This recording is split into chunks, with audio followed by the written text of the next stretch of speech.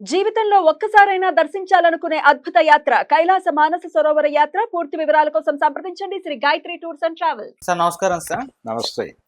Sir కార్మికుల సమస్యలైతే ఇంకా తీరిపోనట్టుగానే కనిపిస్తుంది సార్. అంటే నిన్న ప్రొడ్యూసర్స్ మాట్లాడారు. మేము వేతనాలు పెంచే దిశగా వెళ్ళట్లేదు, విడతల వారీగా పెంచుతామన్నట్టుగా వాళ్ళు మాట్లాడారు. అయితే ఈ సీన్లో మనం మొదటి నుంచి కూడా చూసుకుంటూ వస్తే ప్రొడ్యూసర్స్ చిరంజీవి గారితో భేటీ అయినప్పుడు చిరంజీవి గారు కూడా రంగంలోకి దిగారు. ఇంకా ఈ సమస్యను ఆయన పరిష్కరిస్తారని చెప్పేసి అనుకున్నారు, చాలా మంది భావించారు. అయితే ఇప్పుడు నిన్న ఆయన ఒక స్టేట్మెంట్ రిలీజ్ చేశారు. అంటే ఈ విధంగా ఎవరు కూడా ఫెడరేషన్ వాళ్ళు నన్ను కలవలేదు, 30% పెంచుతానని చెప్పేసి నేను కూడా ఎక్కడ చెప్పలేదు, కాకపోతే ఆ రకంగా ప్రచారం జరుగుతుంది, ఏదైనా తుది నిర్ణయం ఫిలిం ఛాంబర్ది అని చెప్పేసి చెప్పారు. మరి ఇప్పుడు ఛాంబర్ తీసుకునే నిర్ణయమేనా? ఇప్పుడు ఇండస్ట్రీ పెద్దలుగా అంటున్న బాలకృష్ణ గారు కానివ్వండి, లేకుంటే చిరంజీవి గారు కానివ్వండి, వీళ్ళు సార్ట్ అవుట్ ఇప్పుడున్న పరిస్థితుల్లో చేయలేరా? మరి సమస్య మీరేం చెప్తారు సార్? అంటే దీనిలో ఉన్న ప్రాబ్లం ఏంటంటే వాళ్ళు ప్రొడ్యూసర్ల లెక్క ప్రకారం కార్మికులు ఖచ్చితంగా ప్రస్తుతానికి పెంచకపోయినా బుద్ధిగా షూటింగులకు హాజరు కావాలి, సినీ కళామ తల్లిని కాపాడుకోవాలి. ఈ కాపాడుకోవటం అనేటువంటి యజ్ఞానికి నిర్మాతే ప్రధానమైనటువంటి ముడిసరుకు. ఆయన్ని కాపాడుకోకపోతే సినిమా మరణిస్తుంది. ఇలాంటి స్టేట్మెంట్ ఇవ్వాలనేది ఛాంబర్ ఉద్దేశం, నిర్మాతల మండలి ఉద్దేశం. ఆ స్టేట్మెంట్ ఇస్తే హీరో కదా ఆయన చిరంజీవి గారు. హీరో అంటే పీడితులని దళితుల్ని కాపాడేటువంటి వాడు, కష్టాల్లో ఉన్న వాళ్ళని కష్టాల్లో నుంచి గట్టెక్కించేవాడు. ఎండమూరి వీరేంద్రనాథ్ గారి భాషలో చెప్పాలంటే అనాథల్ని ఆపదల నుంచి యువతలకి ఈడ్చేవాడు హీరో అన్నాడు ఆయన ఒక చోట. అలాగా ఆ అనాథల్ని ఆపదల నుంచి యువతలకి ఏడవటం అనే కార్యక్రమానికి గండి కొట్టేసి ఎవరైతే పెట్టుబడిదారులు ఉన్నారో పెట్టుబడిదారుల కొమ్ము కాసినట్టు అవుతుంది.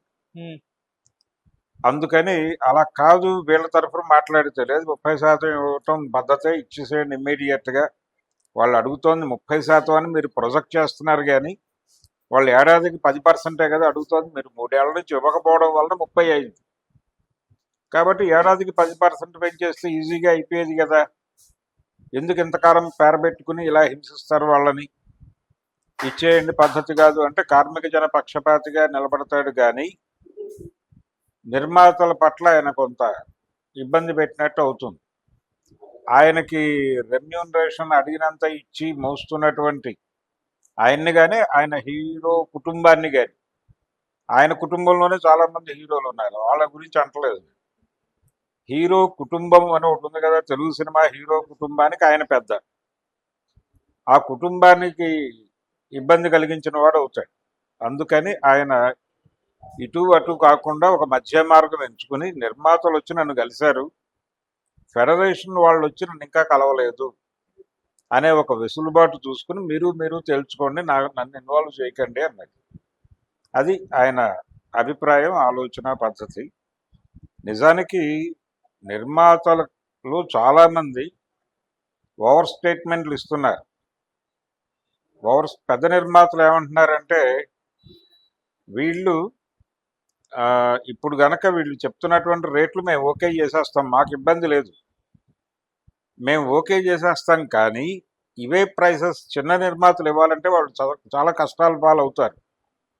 వాళ్ళని గురించి తలుచుకుని కడుపు తరుక్కుపోయి మేము రేట్లు పెంచట్లేదని మాట్లాడుతున్నారు. ఇది ఒక దుర్మార్గమైన ఎత్తుగడ.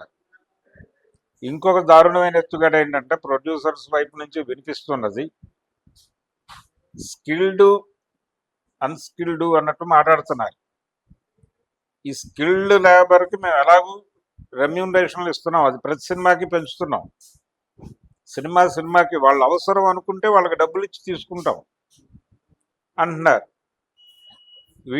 స్కిల్ లేని వాళ్ళు ఎవరు? వీళ్ళ దృష్టిలో బరువులు మోసేవాళ్ళు, అక్కడికి సెట్టింగులు అట్టలు మోసేవాళ్ళు, అలాగే క్రెయిన్ కింద బరువులు పెట్టి ఆ బరువులు మోసేవాళ్ళు. క్రెయిన్కి బరువులు పెట్టాలి కదా, అది లేవాలంటే ఆ బరువులు మోసుకుంటూ ఒకటి జరగాలి. సంచిలో ఉంటాయి అవన్నీ, ఆ మూటలోంచి తీసి కెమెరామెన్ చెప్పినప్పుడల్లా తగిలిస్తూ ఉండాలి, లేదు తీసి సంచిలో వేసుకోవాలి.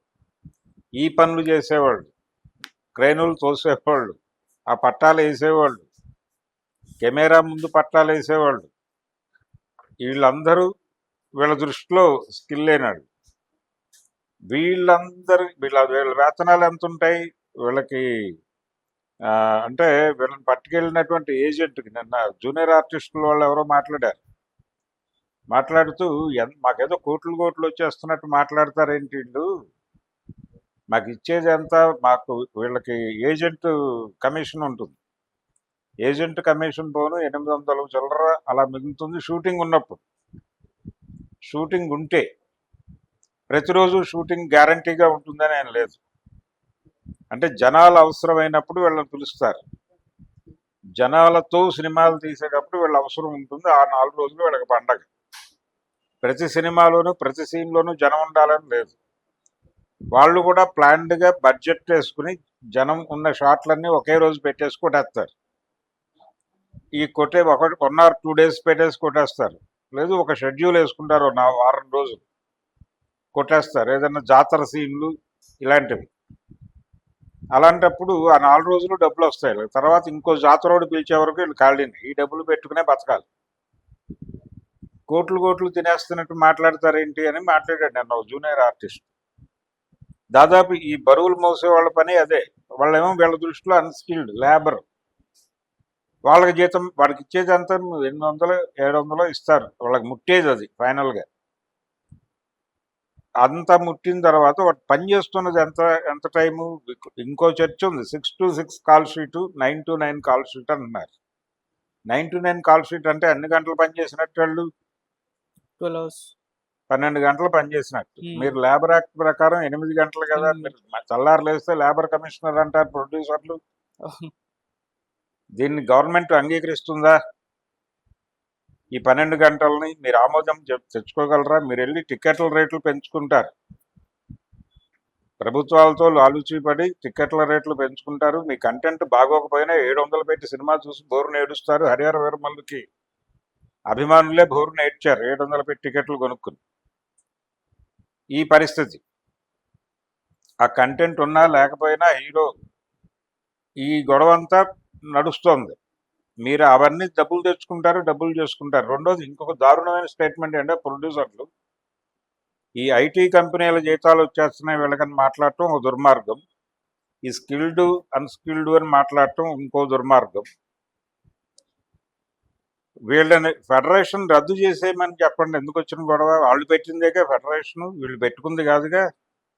మీరు ఫెడరేషన్ అని పెట్టారు, దానిలో ప్రతి క్రాఫ్ట్కి ఒక వ్యవస్థ ఉంది, దానికి ఎన్నికలు జరుగుతాయి. ఈరోజు కూడా ఎన్నికలు జరుగుతున్నాయి. ఈ ఎన్నికల్లో గెలిచిన వాళ్ళు కొన్ని నిర్ణయాలు తీసుకుంటారు. ఫెడరేషన్ నిర్ణయాలుగా ప్రొడ్యూసర్ల దగ్గరికి వెళ్తాయి. ప్రొడ్యూసర్తో చర్చించి సమస్యలు రాకుండా పని సజావుగా జరగటం కోసం ఈ వ్యవస్థలన్నీ పెట్టుకున్నారు.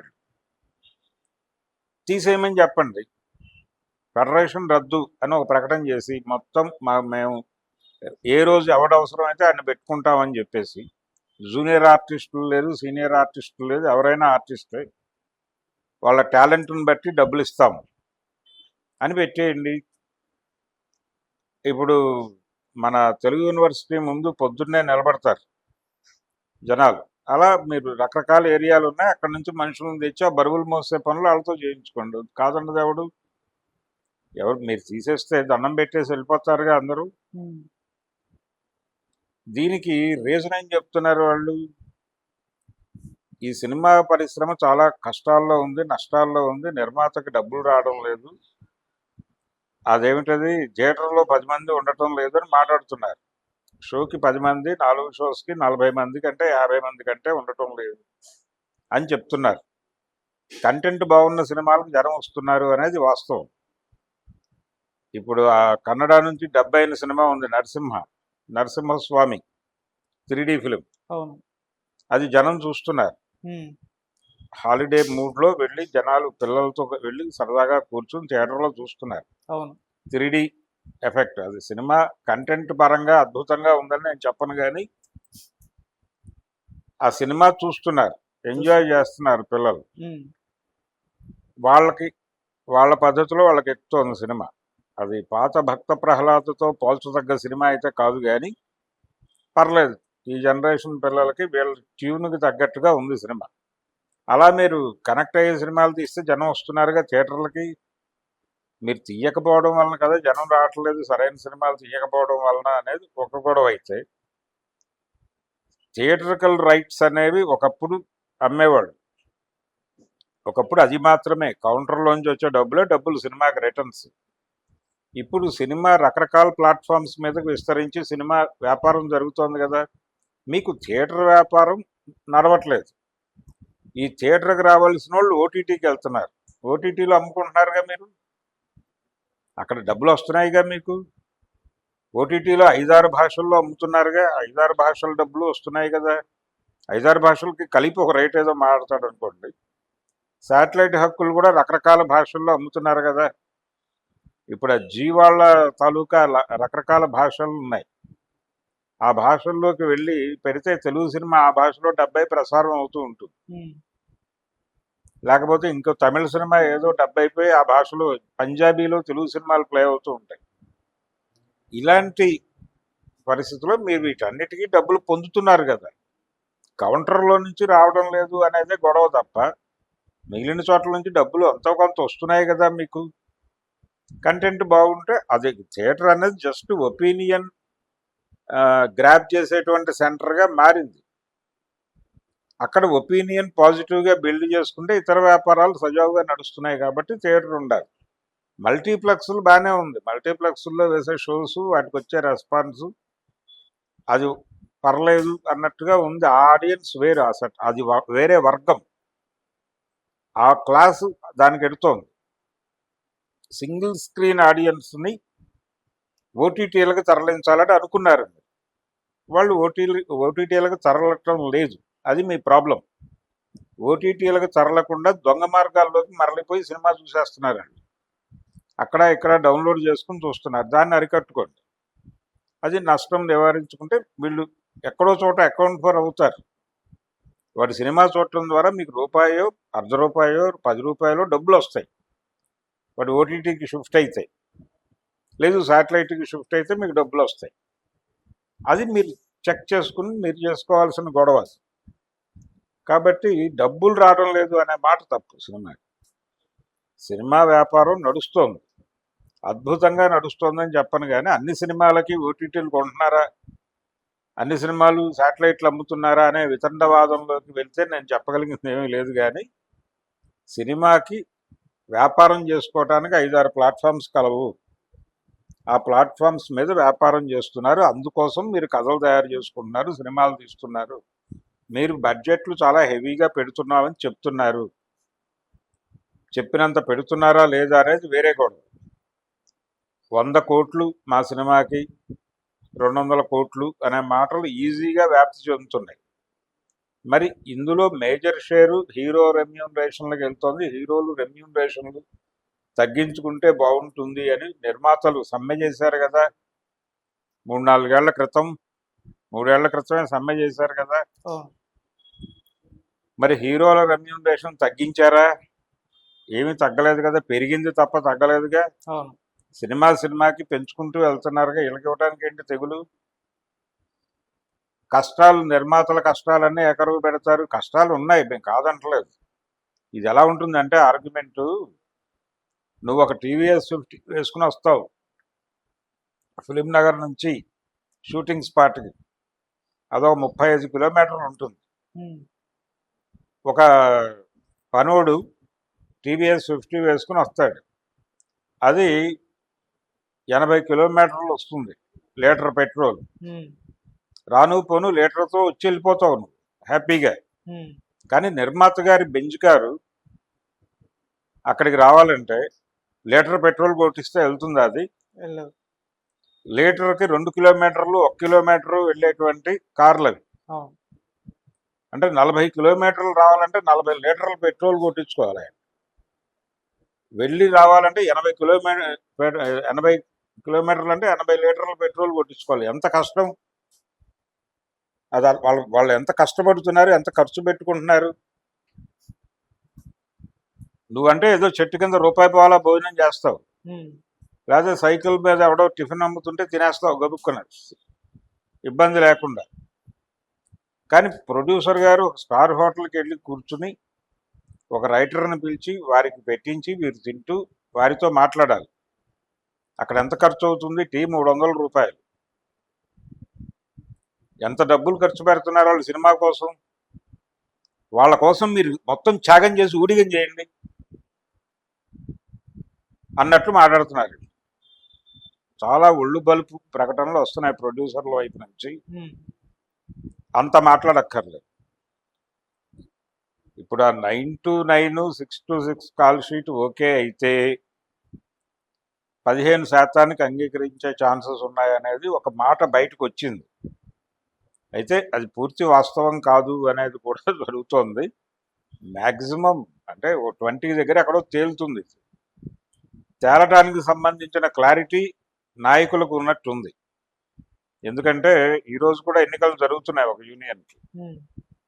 ఎన్నికలు జరుగుతున్నాయంటే అక్కడ సినిమా మరీ అంత దరిద్రంగా లేదని అర్థం చేసుకోవాలి కదా. కాబట్టి మ్యాక్సిమం 1 or 2 డేస్లో సెటిల్ అయిపోతుంది ఇది.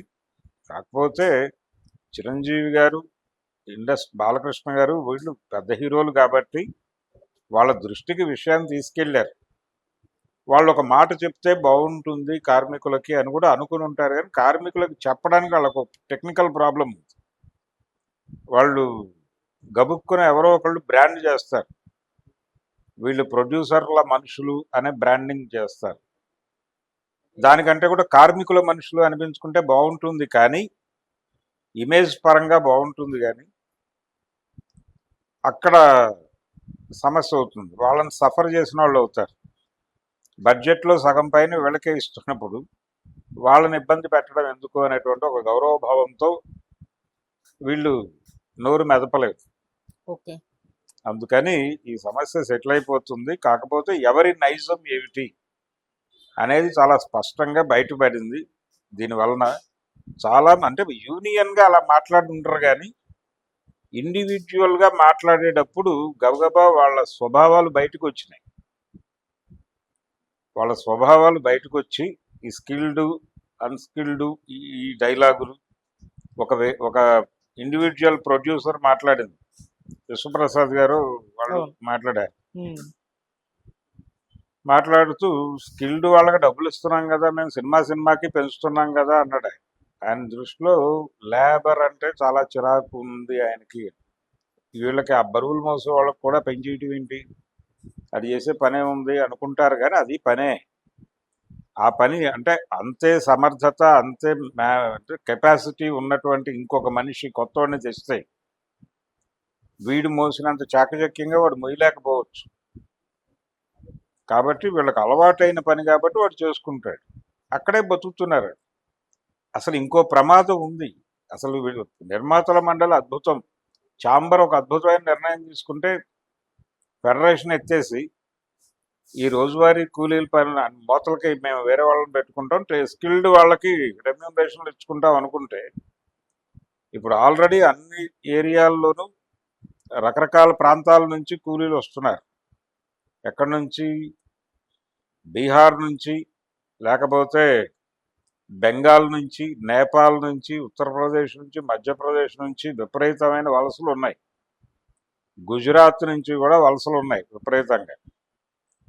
వీళ్ళందరూ వచ్చేసి ఇక్కడ కూలీ రేట్లు పెరగకుండా చేస్తున్నారు అని లోకల్ కూలీలు ఏడుస్తున్నారు. ఆల్రెడీ ఇతర పనులు, భవన నిర్మాణం, ఇతర రంగాల్లో కూలీ పనుల ధరలు పడిపోవడానికి కారణం ఈ విపరీతమైనటువంటి మైగ్రేషన్ వలన భయపడి వస్తున్నాం మేమని కూలీలందరూ ఏడుస్తున్నారు. ఇంకా ప్రెజర్ ఉంది. వాళ్ళని మీరు టేక్ ఓవర్ చేయండి, ఇంకా తక్కువకే పనిచేస్తారు. ఇప్పుడు 800 ఇస్తున్న చోట 100 రూపాయలు రోజుకి ఇస్తాం భోజనాలు పెట్టారన్నా వాళ్ళు వచ్చేసి పనిచేయడానికి సిద్ధంగా ఉన్నారు. పెట్టేసుకోండి హాయిగా. ఇలా పనులు దొరక్క కాస్త ఒత్తిడి పెరిగిన తర్వాత వాళ్ళే ఏదో ఒక నిర్ణయం తీసుకుని మిమ్మల్ని ఉంచాలో తీసేయాలో ఒక నిర్ణయం తీసుకుంటారు.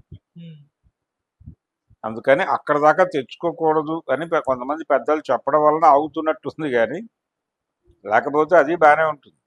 ఓకే, ఆ స్థాయికి తీసుకెడుతున్నారు వీళ్ళు. ఇండివిజువల్ టాక్లో చాలా చిరాకు పెడుతున్నారు. అంటే హీరోలకు ఇవ్వడానికి వీళ్ళకేం సంబంధం? హీరోలను చూసి బయ్యర్ వస్తాడు, ఈ కూలోని చూసి ఎవరు వస్తారు అని మాట్లాడాడు ప్రొడ్యూసర్.